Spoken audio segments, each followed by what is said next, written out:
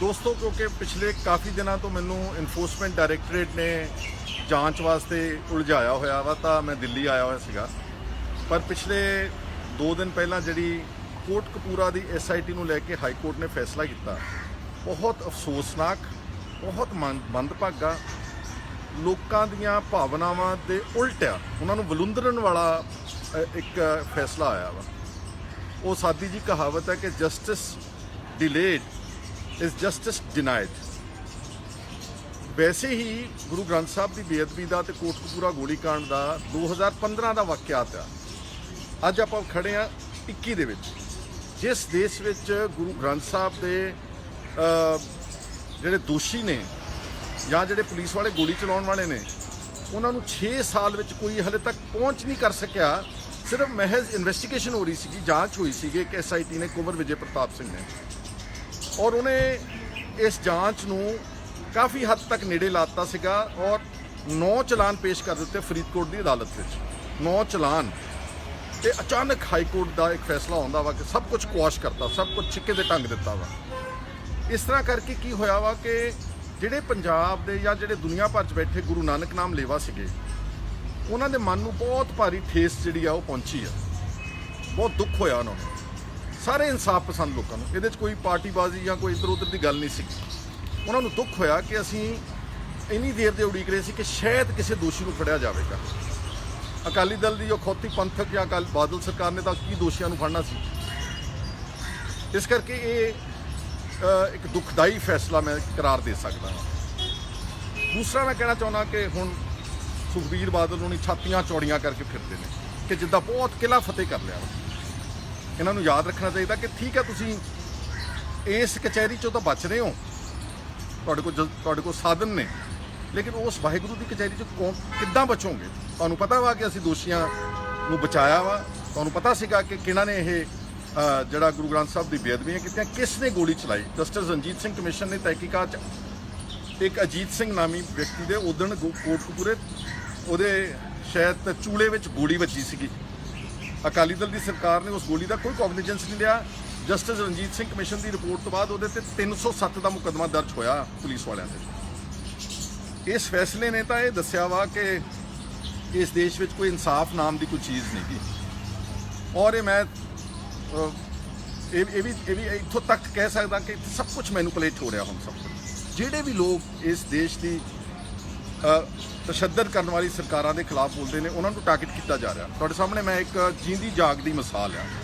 मैनू ED जिहदा काम हैगा मनी लॉन्ड्रिंग, जिहड़े ऑफशोर वड्डे वड्डे मगरमच्छ ने, अफसर, पॉलिटिशियन, व्यापारी, ये उन्होंने इन्वेस्टिगेट करने वास्ते बनाई गई थी, ना कि किसी विसल ब्लोअर नूं, किसी क्रूसेडर नूं।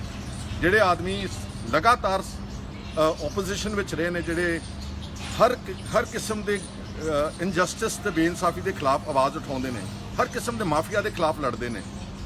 जिस तरह उदों माइनिंग की गल उठी तो मैं एज लीडर ऑफ ओपोजिशन उसनूं लड़िया डट के, कि उदों का मुੱਢ ਵੱਜਿਆ जिहड़ा NDPS का केस मेरे खिलाफ सारियां सरकारां चक रही। पहला सुखबीर उन्होंने बहुत जोर लाया, बाद में सिर्फ इस करके कि कांग्रेस को अपना मिनिस्टर ड्रॉप करना पिया, उन्होंने मेरे खिलाफ ये मन घड़त गल बना ली। उस ही मन घड़त को चक के हुण ED इन्वेस्टिगेट करी। चलो कोई गल नहीं जी, मैं उस केस में अपने लड़न का प्रण किया। मैं समर्थ भी, मैं लड़ूंगा क्योंकि मैनू पता वा कि मैं सच ते खड़ा। जिहड़ी ये गल फैसला आया ना कौश की SIT, ये एक बहुत इंपॉर्टेंट पोलिटिकल सुनिया भी समझने की कोशिश करो तुसीं सारे, कि जिहड़ा अकाली दल कहंदा सीगा जी बादल दल कि असीं BJP नूं छड्ड दित्ता जी, हरसिमरत ने इस्तीफा दे दिता जी, असीं किसान अंदोलन दे नाल हां जी, ये सारियां गल्लां दा पर्दाफाश होया इस फैसले दे नाल। मैं तुहानूं दावे ना कह सकदा कि सुखबीर सिंह बादल ते बादल परिवार दी गठजोड़ हले BJP नाल बिल्कुल बरकरार आ। और याद रखना कि 2022 दी इलैक्शनां दी तैयारी हो रही है। ये 2022 दी इलैक्शनां सीधे तौर पर या असिद्धे तौर पर इकट्ठे लड़न। सीधा तो हो गया कि सीधा ही अलायंस कर लिया, जिदा पहला इन्हां दा हुंदा रहा वा। असिद्धा ये हैगा कि जिथे जिथे शहरां दे विच अकाली दल की कोई अपनी होंद नहीं गई, वो सारी अपने केडर नूं कह के वोट BJP नूं ट्रांसफर कराउणगे। सिर्फ फूक ही मारनी ना 10-20 अपने इंपॉर्टेंट आगुआं दे। और इस तरह पिंडां दे विच जिथे BJP नूं पता कि साडे पल्ले कुछ नहीं गा, साडी 3-4-5 हज़ार वोट ਉਹ ਆਪਣੇ ਆਗੂਆਂ ਨੂੰ ਕਹਿ ਦੇਣ ਕਿ ਤੁਸੀਂ ਚੁੱਪ ਚਪੀਤੇ ਅਕਾਲੀ ਦਲ ਨੂੰ ਵੋਟ ਪਾ ਦਿਓ। ਇਹ ਹੈ ਇਨਡਾਇਰੈਕਟ ਅਲਾਇੰਸ। ਔਰ ਇਹ ਗੱਠਜੋੜ ਦਾ ਖੁਲਾਸਾ ਇਸ ਫੈਸਲੇ ਤੋਂ ਸਾਫ਼ ਨਜ਼ਰ ਆਉਂਦਾ। ਜਿਹੜੇ ਬੰਦੇ ਇੰਟੈਲੈਕਚੁਅਲ ਸੋਚ ਰੱਖਦੇ ਨੇ, ਜਿਹੜੇ ਪੋਲੀਟੀਕਲ ਐਨਾਲਿਸਟ ਨੇ, ਉਹ ਸਾਰੀ ਗੱਲ ਨੂੰ ਅੱਛੀ ਤਰ੍ਹਾਂ ਸਮਝ ਚੁੱਕੇ ਨੇ। ਇਸੇ ਕੜੀ ਵਿੱਚ ਜਿਹੜਾ ਮਨਜਿੰਦਰ ਸਿੰਘ ਸਿਰਸਾ ਕ੍ਰੈਡਿਟ ਲੈ ਰਿਹਾ ਨਾ ਦਿੱਲੀ ਕਿ ਮੈਂ ਆ ਵੀ ਛਡਾਤਾ, ਉਹ ਵੀ ਛਡਾਤਾ, ਆ ਵੀ ਛਡਾਤਾ, ਇਹ ਵੀ ਅਸਲ ਵਿੱਚ ਦਿੱਲੀੋਂ ਫੈਸਿਲਿਟੇਟ ਹੋ ਰਿਹਾ ਵਾ। ਉਹ ਕ੍ਰੈਡਿਟ ਦਿੱਤਾ ਜਾ ਰਿਹਾ ਕਿ ਅਸੀਂ ਆਪਣੇ ਜਿਹੜੇ ਸਾਡੇ ਪਿਆਦੇ ਨੇ ਇਹਨਾਂ ਦੀ ਇੱਜ਼ਤ ਬਣਾ ਕੇ ਰੱਖੀਏ ਲੋਕਾਂ ਦੇ ਕੌਮ ਦੇ ਵਿੱਚ ਕਿ ਲੈ ਵੀ ਮਨਜਿੰਦਰ ਸਿਰਸੇ ਨੇ ਤਾਂ ਇੰਨੇ ਬੰਦੇ ਛਡਾਤੇ। ਹਾਲਾਂਕਿ ਸ਼ਾਇਦ ਕਿਸਾਨ ਅੰਦੋਲਨ ਦੇ ਆਗੂਆਂ ਨੂੰ ਥੋੜ੍ਹੀ ਜਿਹੀ ਸਮਝ ਲੇਟ ਆਈ। ਇਹ ਵਕੀਲਾਂ ਦਾ ਪੈਨਲ ਕਿਸਾਨ ਅੰਦੋਲਨ ਦੇ ਆਗੂ ਵੀ ਖੜਾ ਕਰ ਸਕਦੇ ਸੀਗੇ ਔਰ ਇਹ ਸਾਰੀਆਂ ਜ਼ਮਾਨਤਾਂ ਉਹਨਾਂ ਦੇ ਥਰੂ ਹੋ ਸਕਦੀਆਂ ਸੀ। ਬਟ ਕਿਤੇ ਨਾ ਕਿਤੇ ਦਿੱਲੀ ਗੁਰਦੁਆਰਾ ਕਮੇਟੀ ਦੀ ਇੱਕ ਤਾਂ ਚੋਣ ਆ ਰਹੀ ਹੈ, ਇੱਕ ਉਹਨਾਂ ਨੂੰ ਕ੍ਰੈਡਿਟ ਦੇਣ ਵਾਸਤੇ ਉਹਨਾਂ ਦੇ ਰਾਹੀਂ ਸਾਰੇ ਜਿਹੜੇ ਰਿਲੀਜ਼ ਕੀਤੇ ਜਾ ਰਹੇ ਨੇ ਤੇ ਉਹ ਪਿੰਡਾਂ ਦੇ ਵਿੱਚ ਜਾ ਕੇ ਫਿਰ ਅਕਾਲੀ ਕਹਿੰਦੇ ਨਾ ਲਓ ਜੀ ਅਸੀਂ ਫਲਾਨਾ ਬੰਦਾ ਛਡਾ। ਪਹਿਲਾਂ ਉਹਨਾਂ ਦੀ ਕੁੱਟਮਾਰ ਕਰਤੀ, ਉਹਨਾਂ ਦੀ ਦਾੜੀਆਂ ਪੱਟਤੀਆਂ, ਉਹਨਾਂ ਦੇ 3rd ਡਿਗਰੀ ਟੌਰਚਰ ਕਰਤਾ, ਚੱਡੇ ਪਾੜ ਦਿੱਤੇ ਤੇ ਮੁੜ ਕੇ ਅਕਾਲੀ ਦਲ ਕਹਿੰਦਾ ਅਸੀਂ ਛਡਾ ਕੇ ਕਰ ਲਏ। ਇਹ ਸਾਰਾ ਫਾਰਸਿਕਲ ਹੈ, ਸਾਰਾ ਇੱਕ ਡਰਾਮਾ ਰਚਿਆ ਜਾ ਰਿਹਾ ਵਾ ਸਿਰਫ ਤੁਹਾਡੀਆਂ ਅੱਖਾਂ ਦੇ ਵਿੱਚ ਘੱਟਾ ਪਾਉਣ ਵਾਸਤੇ। ਇਸ ਲਈ ਮੇਰੇ ਵੀਰੋ ਭੈਣੋ, ਜਿੱਥੇ ਵੀ ਦੁਨੀਆ 'ਚ ਤੁਸੀਂ ਬੈਠੇ ਹੋ, ਮੈਂ ਸਮਝਦਾ ਕਿ ਇਹ ਇੱਕ ਬਹੁਤ ਵੱਡਾ ਕੀ ਕਹਿੰਦੇ ਆ ਕਿ ਨੈਚੁਰਲ ਜਸਟਿਸ ਦੀ ਮੁਖਾਲਫਤ ਹੋਈ ਹੈ। ਅਦਾਲਤਾਂ ਕਾਹਦੇ ਲਈ ਬਣਾਈਆਂ ਜਾਂਦੀਆਂ ਤਾਂ ਕਿ ਇਨਸਾਫ ਦਿੱਤਾ ਜਾਵੇ। ਤੁਸੀਂ ਇਨਸਾਫ ਦੇਣ ਦੀ ਬਜਾਏ ਤੁਸੀਂ ਉਹ ਸਾਰੀ ਇਨਵੈਸਟੀਗੇਸ਼ਨ ਹੀ ਰੱਦ ਕਰ ਦਿੱਤੀ। ਔਰ ਮੈਂ ਤੁਹਾਨੂੰ ਇੱਕ ਵਾਰ ਮੇਰੀ ਅੱਛੀ ਤਰ੍ਹਾਂ ਨੋਟ ਕਰੋ, ਮੈਂ ਕਈ ਵਾਰ ਗਿਆ ਹਾਈ ਕੋਰਟ, ਸੁਪਰੀਮ ਕੋਰਟ, ਕਈ ਵਾਰ। ਸਾਨੂੰ ਕੀ ਜਵਾਬ ਮਿਲਦਾ ਜੀ? ਜਦੋਂ ਹੁਣ ਈਡੀ ਨੇ ਮੇਰੇ ਖਿਲਾਫ ਇਨਵੈਸਟੀਗੇਸ਼ਨ ਸ਼ੁਰੂ ਕੀਤੀ ਆ, ਸਭ ਨੂੰ ਪਤਾ ਕਿ ਮਨ ਘੜਤ ਤਾਂ ਝੂਠੀ ਆ, ਪਰ ਅਦਾਲਤ ਇਹ ਕਹੇਗੀ ਕਿ ਅਸੀਂ ਇਨਵੈਸਟੀਗੇਸ਼ਨ ਵਿੱਚ ਦਖਲ ਨਹੀਂ ਦੇ ਸਕਦੇ। ਇਨਵੈਸਟੀਗੇਸ਼ਨ ਕਰਨ ਦੀ ਇਜਾਜ਼ਤ ਪੁਲਿਸ ਨੂੰ ਜਾਂ ਕਿਸੇ ਏਜੰਸੀ ਨੂੰ ਅਸੀਂ ਰੋਕ ਨਹੀਂ ਸਕਦੇ। ਇੱਥੇ ਤਾਂ ਇਨਵੈਸਟੀਗੇਸ਼ਨ ਭੰਗ ਹੀ ਕਰ ਦਿੱਤੀ ਸਾਰੀ। ਜੇ ਤੁਹਾਨੂੰ ਲੱਗਦਾ ਸੀਗਾ ਕਿ ਕੁੰਵਰ ਵਿਜੇ ਪ੍ਰਤਾਪ ਸਿੰਘ ਕੋਈ ਪੱਖਪਾਤ ਕਰਦਾ, ਤੁਸੀਂ SIT ਦਾ ਹੈੱਡ ਬਦਲ ਦਿੰਦੇ। ਤੁਸੀਂ ਤਾਂ ਸਾਰੀ SIT ਉਡਾ ਕੇ ਰੱਖ ਦਿੱਤੀ ਆ।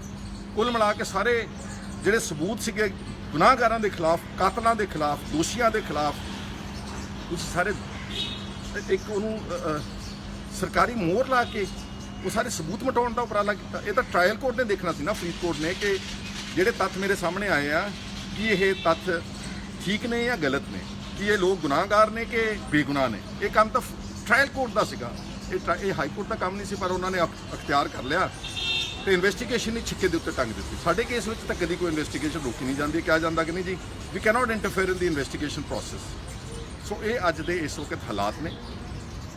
ਸਭ ਨੂੰ ਹੁਣ ਇਹੀ ਕਿ ਮੈਂ ਸੁਣਿਆ ਦੇ ਸਕਦਾ ਕਿ ਇੱਕ ਦੂਜੇ ਦੇ ਖਿਲਾਫ ਮਿੱਟੀ ਪੱਟਣ ਦੀ ਜਾਏ, ਇੱਕ ਦੂਜੇ ਦੇ ਖਿਲਾਫ ਇਲਜ਼ਾਮਬਾਜ਼ੀ ਕਰਨ ਦੇ।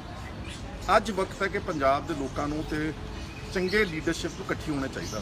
ਅਗਰ ਤੁਸੀਂ ਇਕੱਠੇ ਨਹੀਂ ਹੋਵੋਗੇ ਨਾ ਤਾਂ ਫਿਰ ਇਹਨਾਂ ਦੇ ਜਿਹੜੇ ਪਿਆਦੇ ਨੇ ਉਹਨਾਂ ਦੇ ਰਾਹੀਂ ਇਹ ਉਹੀ ਕਰਦੇ ਰਹਿਣਗੇ ਜੋ ਅਰਸੇ ਤੋਂ ਕੀਤਾ ਜਾ ਰਿਹਾ। ਲੱਖੇ ਸਿਧਾਣੇ ਦੇ ਭਰਾ ਨੂੰ ਦਿੱਲੀ ਪੁਲਿਸ ਨੇ ਕੁੱਟਿਆ ਨਾ, ਉਹਦੇ ਤੇ ਤਸ਼ੱਦਦ ਕੀਤਾ ਨਾ, ਉਹ ਕਿਉਂ ਕੀਤਾ ਤੁਹਾਨੂੰ ਪਤਾ? ਕਿ ਲੋਕਾਂ ਨੂੰ ਧਮਕਾਈਏ, ਡਰਾਈਏ ਕਿ ਖਬਰਦਾਰ ਜਿਹੜਾ ਅੱਜ ਸਾਡੇ ਦੇਸ਼ ਦੇ ਇਸ ਨਿਜ਼ਾਮ ਦੇ ਖਿਲਾਫ ਬੋਲੇਗਾ ਅਸੀਂ ਆਹ ਹਸ਼ਰ ਕਰਾਂਗੇ। ਇਸ ਲਈ ਔਰ ਜੇ ਜਿੰਨੀਆਂ ਇਨਸਾਫ ਦੇ ਹੱਕ ਵਿੱਚ ਆਵਾਜ਼ਾਂ ਤੇ ਤਸ਼ੱਦਦ ਦੇ ਖਿਲਾਫ ਆਵਾਜ਼ਾਂ ਉੱਠਦੀਆਂ ਪੰਜਾਬ ਦੀ ਧਰਤੀ ਤੋਂ, ਇਹ ਸਭ ਨੂੰ ਇਕੱਲੇ ਨੂੰ ਟਾਰਗੇਟ ਕਰਕੇ ਇਕੱਲੇ ਦਾ ਮੂੰਹ ਬੰਦ ਕਰਾਉਣ ਦੇ ਚੱਕਰ ਵਿੱਚ ਨਹੀਂ। ਔਰ ਯਾਦ ਰੱਖਣਾ ਕਿ ਇਹ ਜਿੱਦਾਂ ਕਿਸੇ ਵੇਲੇ 80 ਦੇ ਦਹਾਕੇ ਵਿੱਚ ਤਸ਼ੱਦਦ ਦੀ ਦੌਰ ਆਇਆ, ਉਹ ਦੋ ਦਹਾਕੇ ਚੱਲਿਆ। ਫਿਰ ਉਸ ਤੋਂ ਬਾਅਦ ਹੁਣ ਵੀ ਪਿੱਛੇ ਰੀਸੈਂਟਲੀ ਕਈ ਤਰ੍ਹਾਂ ਦੇ ਕੇਸਿਸ UAPA ਲਾਜ਼ ਨੂੰ, ਕਾਲੇ ਕਾਨੂੰਨਾਂ ਨੂੰ ਲੈ ਕੇ ਕਾਫੀ ਲੋਕਾਂ ਦੇ ਉੱਤੇ ਵੱਡੇ ਪੱਧਰ ਦੇ ਉੱਤੇ ਮੁਕੱਦਮੇ ਦਰਜ ਕੀਤੇ। ਤਸ਼ੱਦਦ ਦਾ ਦੌਰ, ਇਹ ਤਸ਼ੱਦਦ ਦਾ ਦੌਰ ਦੁਬਾਰਾ ਪੰਜਾਬ ਦੇ ਵਿੱਚ ਆਉਣ ਵਾਲਾ ਹੈ। 2 ਮਹੀਨਿਆਂ ਨੂੰ ਆ ਜੇ, 4 ਨੂੰ ਆ ਜੇ, 6 ਨੂੰ ਆ ਜੇ, ਉਹ ਸਿਰਫ ਮਿੱਥ ਕੇ ਉਹਨਾਂ ਲੋਕਾਂ ਦੀ ਆਵਾਜ਼ ਬੰਦ ਕਰਾ ਰਹੇ ਜਿਹੜੇ ਤਸ਼ੱਦਦ ਦੇ ਖਿਲਾਫ। ਉਸੇ ਕੜੀ ਵਿੱਚ ਇਹ ਮੰਦਭਾਗਾ ਫੈਸਲਾ ਹੋਇਆ, ਵੈਰੀ ਅਨਫੋਰਚੂਨੇਟ। ਅਗਰ ਇਸ ਤਰ੍ਹਾਂ ਅਦਾਲਤਾਂ ਚੱਲਣਗੀਆਂ ਤੇ ਫੈਸਲੇ ਆਉਣਗੇ ਤੇ ਫਿਰ ਲੋਕੀ ਕਿਹਦੇ ਕੋਲ ਇਨਸਾਫ ਵਾਸਤੇ ਜਾਣਗੇ? ਔਰ ਜਿਹੜੇ ਅਖੌਤੀ ਆ ਬਾਦਲ ਦਲੀਏ ਜਿਹੜੇ ਖੁਸ਼ ਹੁੰਦੇ ਫਿਰਦੇ ਨੇ, ਇਹ ਚੰਦ ਦਿਨਾਂ ਦੀ ਖੁਸ਼ੀ ਆ ਤੁਹਾਡੀ। ਲੋਕਾਂ ਦੀ ਅਦਾਲਤ ਵਿੱਚ ਤੁਸੀਂ ਗੁਨਾਹਗਾਰ ਹੀ ਹੋ। ਹੁਣ ਲੋਕਾਂ ਨੂੰ ਅੱਛੀ ਤਰ੍ਹਾਂ ਸਮਝ ਆ ਗਈ ਕਿ ਤੁਹਾਡੀ ਪਿੱਠ ਤੇ BJP ਵੀ ਖੜੀ ਆ, ਤੁਹਾਡੇ ਪਿੱਠ ਤੇ ਸਾਰਾ ਮੈਕੈਨਿਜ਼ਮ ਖੜਾ ਵਾ। ਸਰਕਾਰੀ ਕਲੀਨ ਚਿੱਟਾਂ ਜਿੰਨੀਆਂ ਮਰਜ਼ੀ ਲੈ ਲਓ, ਲੇਕਿਨ ਜਿੱਦਾਂ ਮੈਂ ਪਹਿਲਾਂ ਕਿ ਉਹਦੀ ਅਦਾਲਤ ਵਿੱਚ ਤੁਹਾਨੂੰ ਕੋਈ ਕਲੀਨ ਚਿੱਟ ਨਹੀਂ ਮਿਲੇਗੀ ਜਦ ਤੱਕ ਤੁਸੀਂ ਆਪਣੇ ਗੁਨਾਹ ਕਬੂਲ ਕਰਕੇ ਤੇ ਲੋਕਾਂ ਦੀ ਕਚਹਿਰੀ ਵਿੱਚ ਜਾ ਕੇ ਮਾਫੀ ਨਹੀਂ ਮੰਗੋਗੇ। ਉਮੀਦ ਕਰਦਾ ਕਿ ਜੋ ਮੈਂ ਗੱਲਾਂ ਕਹੀਆਂ ਦਿਲ ਤੋਂ, ਉਹ ਤੁਸੀਂ ਸਾਰੇ ਐਪਰੀਸ਼ੀਏਟ ਕਰੋਗੇ ਔਰ ਉਹਨੂੰ ਸ਼ੇਅਰ ਵੀ ਕਰੋਗੇ। ਧੰਨਵਾਦ, ਸ਼ੁਕਰੀਆ।